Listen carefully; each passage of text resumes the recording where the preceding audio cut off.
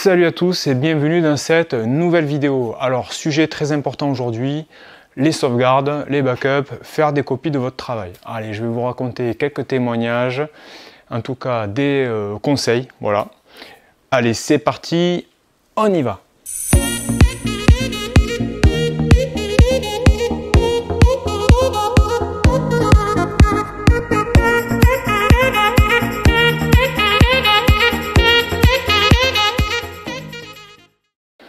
Imaginez la scène, vous êtes devant votre PC, un orage, votre ordinateur se coupe, vous le rallumez et il n'y a rien qui vient, pas d'image, rien.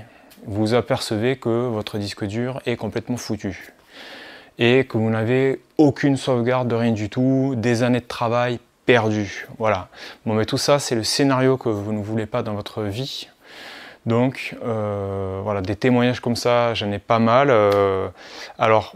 Je me souviens quand je donnais des cours dans une certaine école privée, j'avais vu un élève descendre les escaliers à toute vitesse, ouais, tout, il descend, d'un coup, paf, le disque dur externe qui tombe par terre, qui rebondit, il va le rebrancher, plus rien. Et en fait, il n'avait pas de sauvegarde de son travail. Donc en fait, il avait tout perdu. Voilà. Donc j'ai assisté à ce drame.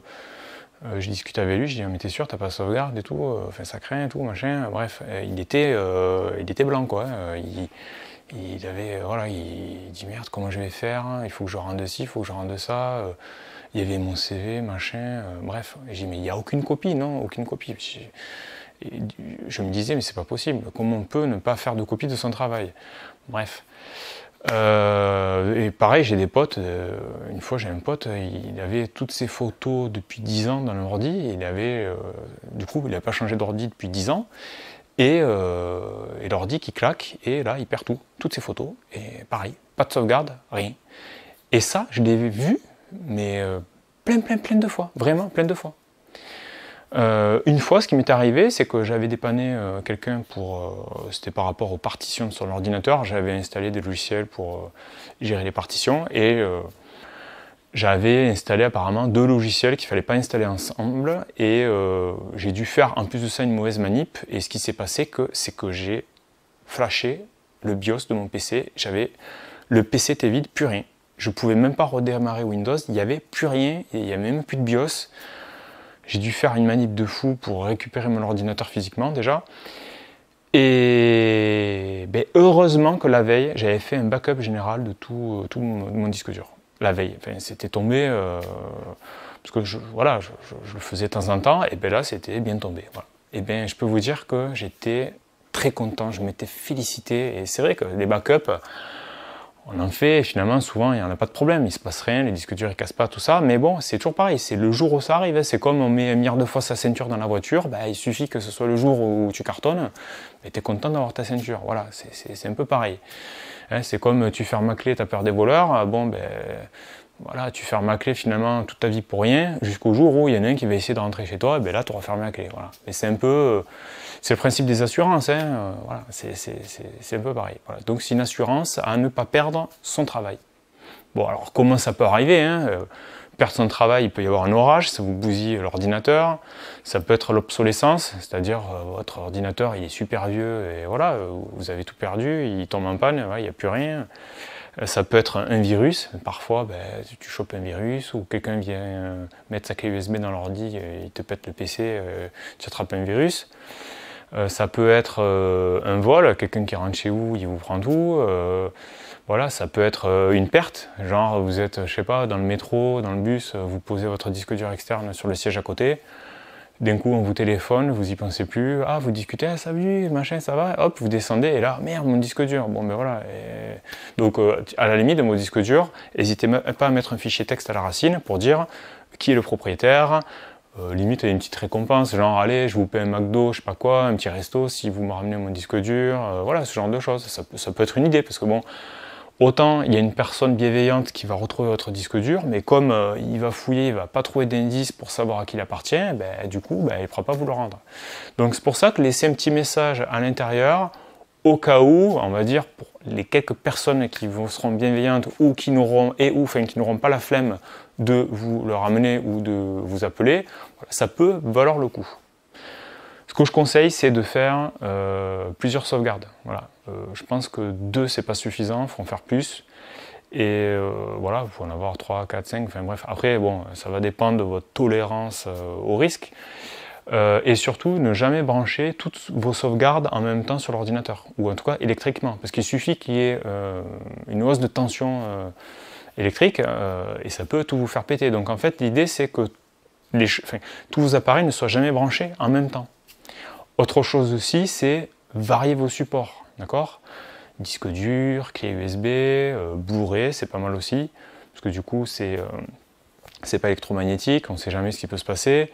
Vous pouvez aussi sauvegarder sur le cloud, hein, vous sauvegardez ça sur Internet, dans un espace privé, dans un coffre-fort numérique. Voilà, donc vous variez les supports, c'est plutôt bien, ça ne peut pas faire de mal. Voilà. Et une fois que l'habitude est prise, ben, au moins voilà, c'est fait, après il n'y a plus qu'à faire un roulement.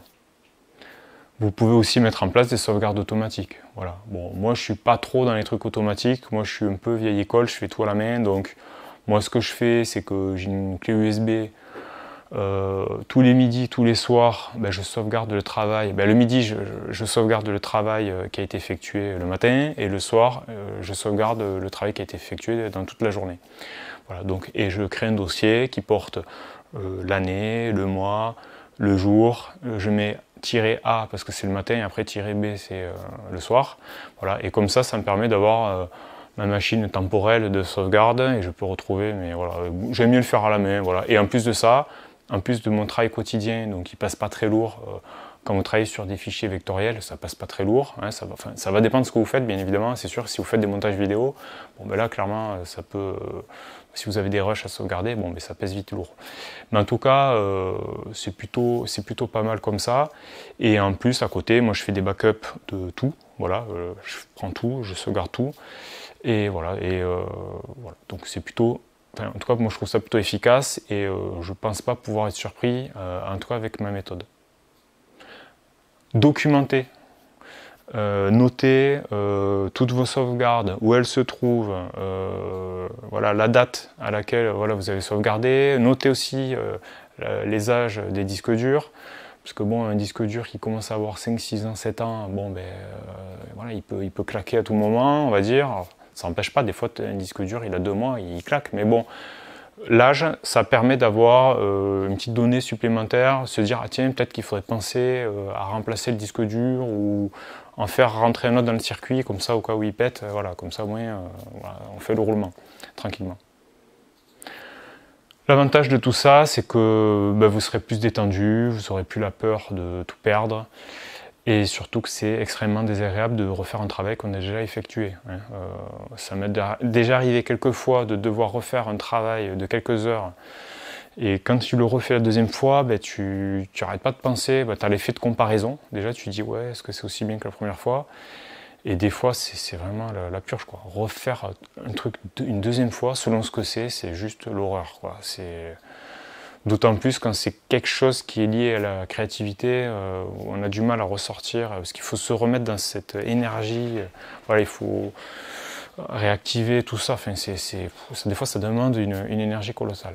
Ben, j'espère que ces quelques conseils vous profiteront. Voilà. Bon, c'est un sujet qui me tient à cœur, parce que j'ai vu énormément de drames autour de ça.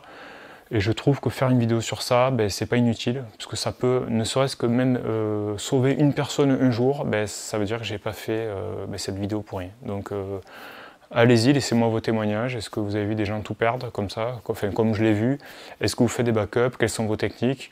Voilà, et le fait de se partager les conseils, les techniques, ben, je trouve ça bien. Comme ça peut donner des idées aux uns, aux autres. Voilà, je trouve ça plutôt cool, quoi. Donc voilà.